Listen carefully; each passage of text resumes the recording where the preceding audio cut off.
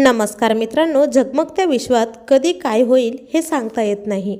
अनेक दिग्गज काळाच्या पडद्याआड गेले आहेत. अशातच पुन्हा एका सुप्रसिद्ध अभिनेत्याची मृत्यूशी झुंज अपयशी ठरली आहे.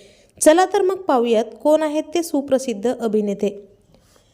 मित्रांनो, चित्रपटसृष्टीचे सुप्रसिद्ध अभिनेते मैसूर श्रीकांतय्या उमेश यांचे रुग्णालयातच निधन झाले आहे. ते 80 वर्षाचे होते.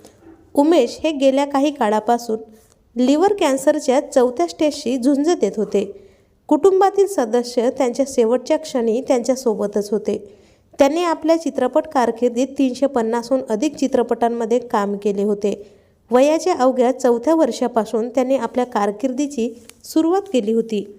त्यांनी सुमारे 50 वर्षांहून अधिक काळ चित्रपटसृष्टीमध्ये काम केले. उमेश यांनी आपल्या विनोदी शैलीने आणि उत्कृष्ट संवादफेकीने सर्व वयोगटातील प्रेक्षकांची मने जिंकून घेतली होती.